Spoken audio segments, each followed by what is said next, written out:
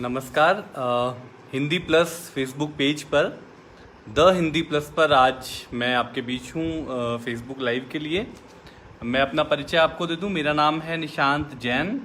मैं एक युवा आईएएस अधिकारी हूँ और एक लेखक भी। हाल ही में मेरी किताब रुक जाना नहीं बहुत चर्चित रही और अमेज़ॉन बेस्ट रीड्स में भी शामिल रही। तो आज का जो विषय है वो बड़ा ख़ास विषय है युवा हिंदी साहित्य और भविष्य की राह। तो इस विषय पर हम आज चर्चा करेंगे और मैं कुछ अपनी बात कहूँगा। इस बीच अगर आपकी कोई बात होगी तो वो भी आप कह सकेंगे या पूछ सकेंगे।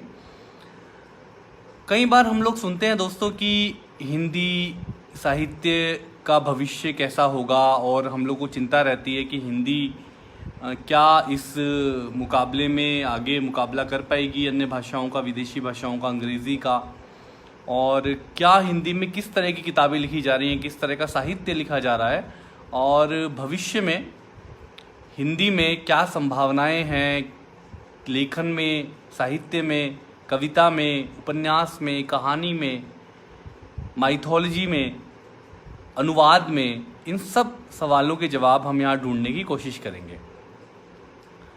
कुछ लोग अब जुड़ने लगे हैं। आशुतोष जी पधार गए। तो मैं सभी को नमस्कार कहता हूँ और पुनः इस सत्र की शुरुआत करता हूँ। सत्र का विषय मैं पुनः दोहराता हूँ। विषय है युवा हिंदी साहित्य और भविष्य की राह। तो आइए जाने की मैं शुरुआत करूँगा भवानी प्रसाद मिश्र की पंक्तियों से। कुछ लिखकर सो कुछ पढ़कर सो, कुछ लिखकर सो कुछ पढ़कर सो, तू जिस जगह जागा सवेरे उससे आगे बढ़कर सो। तो साहित्य हमारे जीवन को बेहतर बनाता है, हमें एक संवेदनशील और अधिक परिपक्व इंसान बनाता है, पहले से ज़्यादा बेहतर इंसान बनाने की ओर हमें साहित्य ले जाता है। तो हम खास तौर पर इस सेशन में हिंदी साहित्य की बात करेंगे और युवाओं पर केंद्रित बात करेंगे। हम वो बात करेंगे कि युवा किस तरह की चीज़ें आजकल लिख रहे हैं, किस तरह का साहित्य लिख रहे हैं और युवाओं के लिए कैसा साहित्य लिखा जा रहा है। तो आइए शुरुआत करते हैं। मैं हिंदी साहित्य को आज के परिप्रेक्ष्य में 4 मुख्य श्रेणियों में बांटना चाहता हूँ। बांटा जा सकता है इसको। पहली श्रेणी है कथा, जिसे फिक्शन बोलते हैं, जिसमें कहानी, उपन्यास, नाटक ऐसी विधाएं आती हैं। दूसरी श्रेणी है कथेतर, नॉन फिक्शन। नॉन फिक्शन में ऐसी चीज़ें जो फिक्शन नहीं है, यानी कि यात्रा वृतांत, संस्मरण, ज्ञानवर्धक और रोचक सूचनादायक किताबें, एकेडमिक किताबें, रिसर्च बेस्ड किताबें, ये सब नॉन फिक्शन में आता है। जीवनी, आत्मकथा, संस्मरण, यात्रा वृतांत, ये सारी विधाएं नॉन फिक्शन में आती हैं। तीसरी श्रेणी है कविता की। कविता, हिंदी गज़ल, इस तरह का जितना भी शायरी और जो चीज़ें हैं हिंदी उर्दू की, आप एक ही मानता हूँ मैं तो वो इस श्रेणी में आता है। और चौथी चीज़ है अनुवाद। अंग्रेज़ी और अन्य भारतीय भाषाओं और अन्य विदेशी भाषाओं से जो हिंदी में अनुवाद होता है, चाहे वो फिक्शन हो, चाहे वो नॉन फिक्शन हो, चाहे वो कविता हो, वो सब अनुवाद की कैटेगरी में आता है।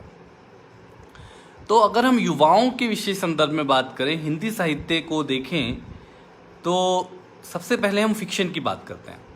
फिक्शन में आज की तारीख में जो अच्छी और लोकप्रिय किताबें, बेस्ट सेलर किताबें जो लिखी जा रही हैं, उनमें से कुछ किताबों के नाम और उनके लेखकों के नाम मैं आपके बीच लूँगा। बतौर उदाहरण अगर हम देखें तो नीलोत्पल मृणाल का नाम हमारे सामने आता है, जिन्होंने डार्क हॉर्स नाम का एक उपन्यास लिखा, जिसे साहित्य अकादमी युवा पुरस्कार भी मिला।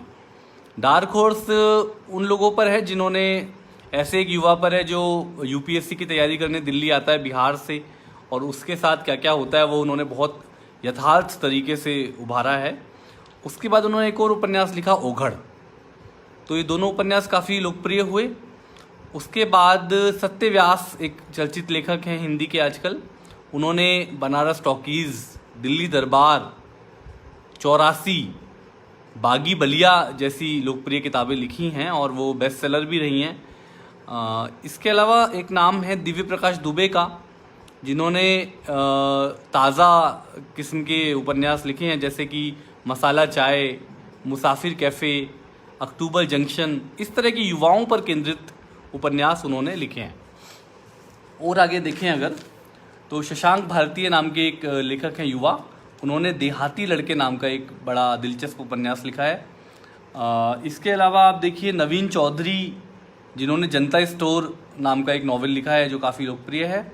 भगवंत अनमोल ने बाली उमर और ज़िंदगी 50-50 नाम के उपन्यास लिखे हैं। ये सारे वो उपन्यास युवाओं पर केंद्रित हैं और युवाओं को ध्यान में रखकर उनके जीवन, उनके हॉस्टल, उनकी पढ़ाई, उनके संघर्ष, उनको ध्यान में रखकर ये उपन्यास लिखे गए हैं। पंकज दुबे एक उपन्यासकार हैं जो इंग्लिश और हिंदी दोनों में लिखते हैं। उन्होंने लूज़र कहीं का नाम का एक बड़ा शानदार उपन्यास लिखा है। लव करी भी उनका एक उपन्यास है, पंकज दुबे। और हिमांशु वाजपेयी जिन्हें हम दास्तान गो के रूप में जानते हैं, जो दास्तान सुनाते हैं, उन्होंने किस्सा लखनऊवा नाम का एक बड़ा शानदार नॉवेल उन्होंने लिखा है हिमांशु वाजपेयी ने। और कुलदीप राघव एक नाम हमारे बीच है जिन्होंने इश्क मुबारक और आई लव यू 2 उपन्यास लिखे हैं, युवाओं पर केंद्रित हैं ये भी। और गौरव सोलंकी का नाम आपने सुना होगा जिन्होंने आर्टिकल 15 नामक जो मूवी है उसके उन्होंने स्क्रिप्ट लिखी है। उन्होंने 11वीं ए के लड़के नाम का एक उपन्यास राजकमल से उन्होंने लिखा है। और आशुतोष गर्ग का नाम हम लोग आजकल बहुत पढ़ रहे हैं, जान रहे हैं, जिन्होंने माइथोलॉजी पे हिंदी में काम किया है। और ये बड़ी बात है कि माइथोलॉजी में अभी तक हम लोग केवल अश्विन सांघी और देवदत्त पटनायक और अमीश त्रिपाठी का नाम सुनते थे, पर हिंदी में आशुतोष गर्ग ने अनेक किताबों का अनुवाद तो किया ही है। साथ में इंद्र हैं, देवताओं के राजा इंद्र, और अश्वत्थामा जो महाभारत का पात्र है, उन पर माइथोलॉजी में बड़े शानदार उपन्यास लिखे जिनका अंग्रेजी में भी अनुवाद हुआ है।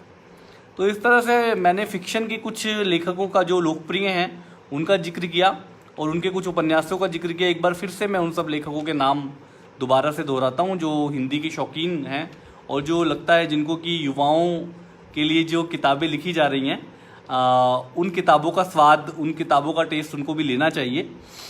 तो नीलोत्पल मृणाल, सत्य व्यास, दिव्य प्रकाश दुबे, शशांक भारतीय, भगवंत अनमोल, नवीन चौधरी, कुलदीप राघव, पंकज दुबे, हिमांशु वाजपेयी, गौरव सोलंकी, आशुतोष गर्ग, ये कुछ ऐसे नाम हैं जिन्होंने फिक्शन में अच्छा काम किया है और आजकल ये युवाओं द्वारा काफ़ी पसंद किया जा रहा है। मैं उस विचारधारा के समर्थन में नहीं रहता हूँ जो युवाओं के कार्य को थोड़ा दरकिनार करने की सोच रखते हैं।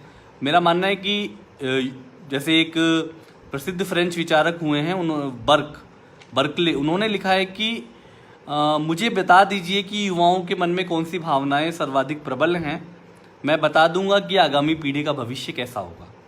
तो हमें युवाओं द्वारा युवाओं के लिए लिखे जा रहे साहित्य को स्वीकार करना चाहिए और अगर हम वरिष्ठ भी हैं तो भी उनके साहित्य को पढ़कर नुक्ताचीनी ज़्यादा किए बगैर उनको स्वागत करना चाहिए खुले हृदय से। और भी कुछ लोग जुड़े हैं, तरुण गोस्वामी जी हमारे बीच आ गए हैं। तो ये तो थी पहली कैटेगरी फिक्शन की। दूसरी कैटेगरी है नॉन फिक्शन की। नॉन फिक्शन की कैटेगरी में भी हालांकि काम कम हुआ है हिंदी में, पर फिर भी नॉन फिक्शन में कुछ अच्छा काम हमारे सामने आया है। जैसे कि एक ट्रैवलॉग्स कुछ लिखे जा रहे हैं, यात्रा वृत्तांत लिखे जा रहे हैं। अनुराधा बेनीवाल ने यात्रा वृत्तांत लिखा है आज़ादी मेरा ब्रांड, जो काफ़ी लोकप्रिय हुआ है। नीरज मुसाफिर एक लेखक है जो ट्रैवलॉग ही लिखते हैं, यात्रा वृत्तांत ही लिखते हैं। मानव कौल ने यात्रा वृत्तांत लिखा है। मानव कौल जो एक्टर हैं बॉलीवुड के, उन्होंने यात्रा वृत्तांत लिखा है बहुत दूर कितना दूर होता है। तो इस तरह से नॉन फिक्शन में भी काम हो रहा है, हालांकि थोड़ा कम काम है नॉन फिक्शन में, पर कथेतर श्रेणी में भी काम युवाओं द्वारा युवाओं के लिए हो रहा है। मेरी जो किताब है रुक जाना नहीं, वो भी एक नॉन फिक्शन किताब है जो सेल्फ हेल्प कैटेगरी की किताब है, मोटिवेशनल किताब है और हिंदी के पाठकों द्वारा पिछले 4-5 महीनों में बहुत ज़्यादा पसंद की गई, अमेजोन बेस्ट रीड्स में भी रही। तो नॉन फिक्शन में अभी और काम करने की ज़रूरत है हिंदी में। अभी नॉन फिक्शन वो साहित्य है जो थोड़ा इन्फॉर्मेटिव है, थोड़ा सूचनाप्रद है, थोड़ा ज्ञान विज्ञान की बात करता है। इसके अलावा जो विधाएँ हैं जो फिक्शन में नहीं आती हैं, जैसे कि यात्रा वृत्तांत, संस्मरण, आत्मकथा, जीवनी, रेखाचित्र, इस तरह की तमाम विधाएँ नॉन फिक्शन में आती हैं। अब हम बात करते हैं कविता की। आजकल युवा किस तरह की कविताएं पढ़ रहे हैं और किस तरह की कविताएं उनके लिए लिखी जा रही हैं, वो आप देखिए कि गुलजार की कविताएं, जावेद अख्तर की कविताएं या गज़लें या नज़में जो भी कहें आप उनको, मैं तो देवनागरी लिपि में जो लिखी जा रही हैं उर्दू किताबें उनको भी हिंदी में ही शामिल करता हूँ। और कुमार विश्वास की किताब बहुत पॉपुलर हुई, फिर मेरी याद। और गीत चतुर्वेदी बहुत अच्छे गीतकार हैं, कवि हैं, उनकी किताब खुशियों के गुप्तचर काफ़ी लोकप्रिय हुई है इन दिनों। और पीयूष मिश्रा जिनको आप सब लोग जानते हैं, आरंभ है प्रचंड, उनकी किताब भी काफ़ी लोकप्रिय हुई है। लेकिन एक अच्छी बात ये हुई है इस बहाने कि कुमार विश्वास, पीयूष मिश्रा जैसे लोगों के बहाने हिंदी के जो पुराने कवि हैं, जो छायावाद के कवि हैं, आधुनिक काल के कवि हैं, उन पर भी युवाओं का ध्यान दोबारा से गया है। चाहे वो निराला हों, चाहे वो पंत हों, प्रसाद हों, महादेवी वर्मा हों, दिनकर हों, अज्ञेय हों, नागार्जुन हों, उन सब पर कुछ ऐसी वेबसाइटें आ गई हैं आजकल, कुछ ऐसे फेसबुक पेज और इंस्टाग्राम और ट्विटर पर कुछ ऐसे हैंडल आ गए हैं जो इन कवियों की अच्छी अच्छी पंक्तियां छांट कर, कविता कोश हमारे पास आ गया है। कविता कोश एक वेबसाइट है जिस पर हिंदी की सारी कविताएं लगभग सारी उपलब्ध हैं।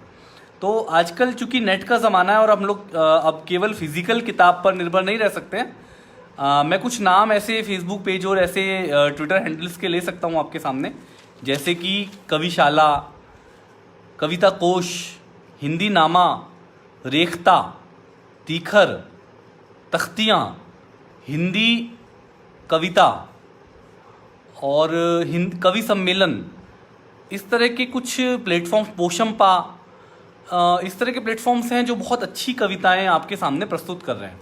तो इससे क्या फ़ायदा हुआ है कि युवाओं का ध्यान फिर से इन कविताओं की ओर, अपनी जो क्लासिक साहित्य है हिंदी का, उसकी ओर फिर से गया है।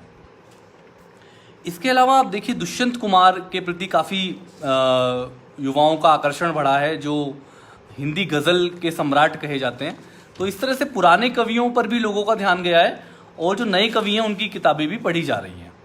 चिराग जैन, इस तरह के कवि, गीतकार, उनकी कविताएं पढ़ी जा रही हैं।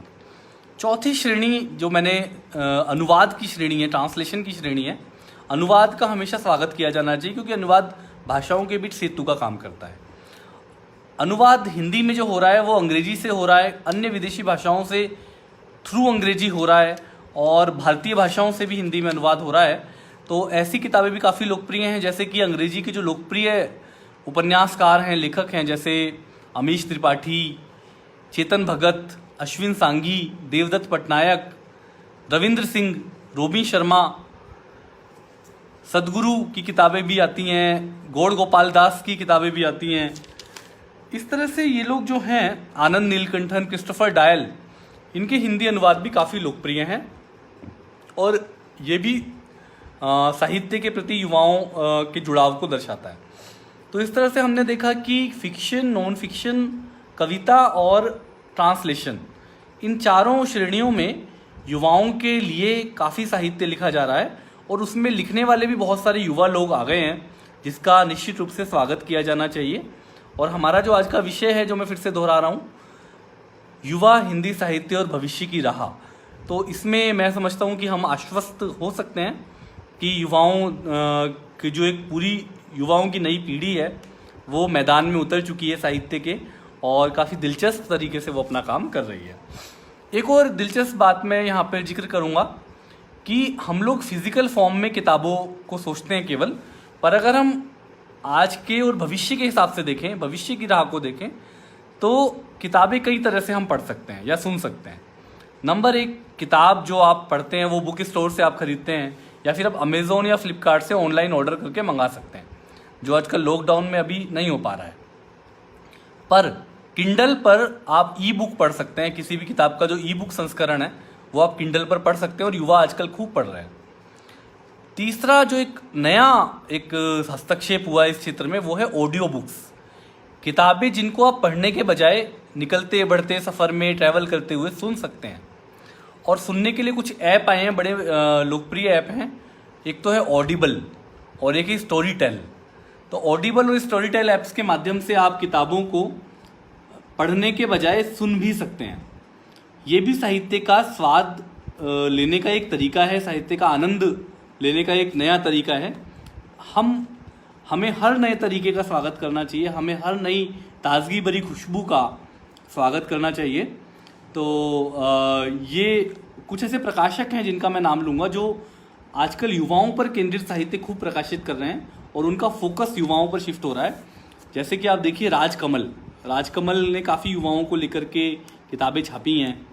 हिंद युग्म का नाम लिए बिना मैं बात पूरी नहीं हो पाएगी, क्योंकि हिंद युग्म जो शैलेश भारतवासी हैं उन्होंने हिंदी प्रकाशन जगत की परिभाषा को बदलने का काम किया है। दैनिक जागरण की जो बेस्ट सेलर सूची आती है उसमें अगर आप देखें तो फिक्शन में 10 में से 8 किताबें हिंद युग्म की होती हैं। हिंद युग्म ने युवाओं को लेकर युवाओं पर केंद्रित विषयों पर काफ़ी किताबें छापी हैं। नीलोत्पल मृणाल का मैंने नाम लिया, दिव्य प्रकाश दुबे, सत्य व्यास, शशांक भारतीय, मानव कौल, इन सब लोगों की किताबें हिंद युग्म ने छापी हैं।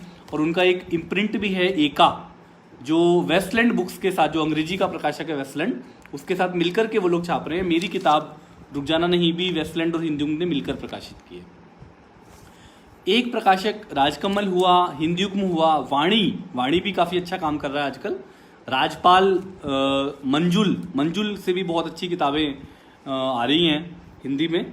और पेंगुइन जो अंग्रेजी का मूल रूप से प्रकाशक है वो हिंदी में काफ़ी नई किताबें प्रकाशित कर रहा है युवाओं को लेकर। और वेस्टलैंड बुक्स भी जो अंग्रेजी का प्रकाशक है वो हिंदी में आ गया है। तो आप ये चीज़ समझिए कि हिंदी का बाजार, कोई अगर ये कहे कि घटा है तो इससे सहमत तो नहीं हुआ जा सकता। निश्चित रूप से हिंदी का जो प्रकाशन का बाजार है, किताबों का बाजार है, साहित्य का बाजार है, वो बढ़ा है। और बाजार बढ़ना कोई ख़राब बात नहीं होती है। बाजार बढ़ना इस बात का संकेत होता है कि हिंदी में अच्छा पढ़ा लिखा और सुना और जा रहा है। और हिंदी की जो नई किताबें हैं उन्होंने मीडिया में भी काफ़ी अच्छा आकर्षण, काफ़ी अच्छी एक उन्होंने पहचान बनाई है, अपनी एक पहुंच स्थापित की है। 2-3 चीज़ें हैं जिनसे हम पता लगाते हैं कि आजकल कौन सी किताबें ज़्यादा लोकप्रिय हैं हिंदी में। जैसे कि एक तो है दैनिक जागरण का बेस्ट सेलर जो हर 3 महीने में आता है। उसमें 4 श्रेणियाँ होती है, वही 4 श्रेणियाँ जो 4 श्रेणियाँ मैंने अभी बोली थी, फिक्शन, नॉन फिक्शन, कविता और अनुवाद। इसके अलावा लल्लन टॉप पर एक शो आता है किताब वाला, जिसमें जो नई और लोकप्रिय किताबें होती हैं उन पर लेखक के साथ चर्चा की जाती है। तो वो भी एक तरीका है जानने का। और तीसरा एक और तरीका है, अमेज़ॉन पर हर महीने बेस्ट रीड्स की लिस्ट आती है। हर महीने 50 किताबें जो सबसे ज़्यादा पढ़ी गई भारत में, जो किसी भी भारतीय भाषा की, अंग्रेज़ी की, हिंदी की, सबकी मिलाकर हो सकती हैं। और आपको जानकर बहुत अच्छा लगेगा कि हाल फिलहाल में 50 किताबों में से 10, 12, 13 किताबें हिंदी की आने लग गई हैं, जबकि पहले 4-5 किताबें भी आ जाएं तो बहुत बड़ी बात हुआ करती थी। तो इसलिए मैं आपसे कहूँगा कि युवा हिंदी साहित्य और भविष्य की राह, निश्चित रूप से भविष्य की राह उज्जवल है। मैं तो खुद हिंदी साहित्य का विद्यार्थी रहा हूँ और मैंने दिल्ली विश्वविद्यालय से एमफिल किया है हिंदी साहित्य में। मैं अपने योगदान और अपने कंट्रीब्यूशन की भी 2 मिनट में आपको केवल उनका परिचय करा दूँ इस सत्र के अंत में। रुक जाना नहीं, जिसकी मैंने अभी बात की थी, वो मोटिवेशनल किताब है, हिंदी युग्म और वेस्टलैंड से आई है और ये अमेज़ॉन बेस्ट रीड्स में शामिल रही है और बहुत लोकप्रिय हुई, आजकल युवाओं द्वारा काफ़ी पसंद की जा रही है। इसके अलावा एक अकादमिक किताब मैंने अपने एमफिल के आधार पर लिखी नेशनल बुक ट्रस्ट से, राजभाषा के रूप में हिंदी। तो ये किताब काफ़ी अच्छी है राजभाषा और अनुवाद के क्षेत्र के लोगों के लिए। एक किताब बाल कविताओं का संकलन मेरा शादी बंदर मामा की के नाम से प्रभात प्रकाशन से प्रकाशित हुआ है। तो बाल कविताओं का लिखने का मुझे बचपन से शौक रहा, तो उसका ये रहा। और एक राजकमल से निबंध पर मेरी किताब आई है, सिविल सेवा परीक्षा के लिए निबंध, क्योंकि मैं एक IAS अधिकारी हूँ और निबंध का जो पेपर होता है सिविल सेवा में, हालांकि और लोग भी इस किताब को पढ़ सकते हैं क्योंकि इसमें काफ़ी समसामयिक विषयों पर शानदार निबंध दिए गए हैं और ये निबंध 101 निबंध है जो अलग अलग टॉपर्स ने लिखे हैं। इसके अलावा एक और किताब मेरी जो टेस्ट प्रेप नाम की विधा नॉन फिक्शन होती है, UPSC की तैयारी कैसे करें, उस पर एक किताब बहुत लोकप्रिय बेस्ट सेलर रही है, मुझे बनना है UPSC टॉपर। तो ये किताब अंग्रेजी और मराठी में भी उपलब्ध है और काफ़ी युवाओं में लोकप्रिय है। तो इस तरह से इन 5 किताबों के माध्यम से मैं भी अपने को युवा ही मानता हूँ और हूँ भी, तो मैंने छोटा सा योगदान किया है हिंदी में। और मुझे लगता है कि युवा इस तरह से आगे आते रहेंगे, प्रकाशक उनको बढ़ावा देते रहेंगे। हिंदी प्लस की तरह द हिंदी प्लस ने जिस तरह से ये लाइव की श्रृंखला शुरू की है, उस तरह से लाइव पर श्रृंखलाएं होती रहेंगी और हिंदी साहित्य इसी तरह से आगे बढ़ता जाएगा। और यदि आपके कोई प्रश्न हो या कोई बात हो, कहना चाहते हो, तो वो कह सकते हैं। राजेश पासवान जी जो JNU के प्रोफेसर हैं वो भी यहाँ पर जुड़े हुए हैं, आशुतोष गर्ग जी जुड़े हुए हैं, तरुण गोस्वामी जी जुड़े हुए हैं, अमरेंद्र यादव जी को नमस्कार। और मैं आप सभी का बहुत बहुत धन्यवाद कहना चाहता हूँ, और द हिंदी प्लस का भी विशेष रूप से धन्यवाद, जिन्होंने इस तरह से ये सुंदर विषय और सुंदर श्रृंखला की शुरुआत की है। इसी तरह से हिंदी आगे बढ़ते जाए। और मैं दुष्यंत कुमार की 4 पंक्तियों से इस सत्र का समापन करूँगा। जब लोग कहते हैं कि निराशा की बातें करते हैं, हताशा की बातें करते हैं, कि इस नदी की धार से ठंडी हवा आती तो है, इस नदी की धार से ठंडी हवा आती तो है, और नाव जर्जर ही सही लहरों से टकराती तो है, और एक चिंगारी कहीं से ढूंढ लाओ है दोस्तों, एक चिंगारी कहीं से ढूंढ लाओ है दोस्तों, इस दिए में तेल से भीगी हुई बाती तो है, इस दिए में तेल से भीगी हुई बाती तो है। नमस्कार, धन्यवाद।